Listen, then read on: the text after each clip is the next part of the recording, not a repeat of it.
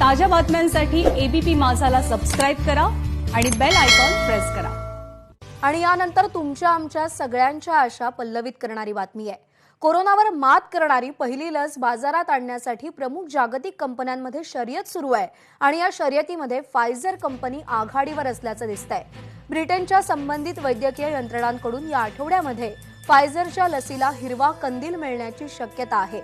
तर भारताने सुद्धा लवकरात लवकर लस उपलब्ध करण्यासंदर्भात प्रमुख कंपन्यांशी संपर्क साधायला सुरुवात केली आहे। सिरम इन्स्टिट्यूटकडून भारत सरकारला 50% सवलतीच्या दरामध्ये ऑक्सफर्ड लस उपलब्ध केली जाण्याची शक्यता आहे।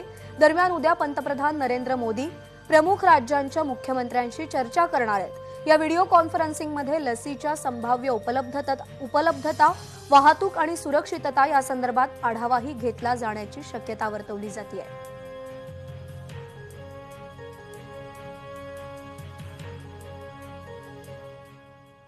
दरम्यान कोरोनाची कोणती लस कोणत्या टप्प्यावर आहे आणि ती सुस्थितीत राहावी यासाठी किती तापमान आवश्यक आहे यावर एक नजर टाकूया ग्राफिक्सच्या माध्यमातून।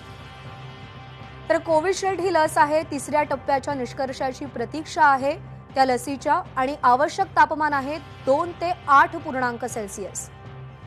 मॉडर्ना ही लस आहे, तिसऱ्या टप्प्यातले पहिले निष्कर्ष हाती आलेत आणि आवश्यक तापमान आहे 2 ते 8 डिग्री सेल्सिअस। फायझर ही कंपनीची लस आहे, तिसऱ्या टप्प्याचे निष्कर्ष समोर आलेत।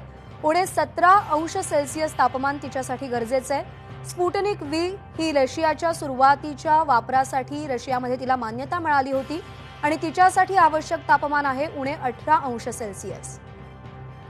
कोवॅक्सिन लसीची तिसऱ्या टप्प्यातली चाचणी सुरू आहे आणि तिच्यासाठी आवश्यक तापमान आहे 2 ते 8 सेल्सिअस।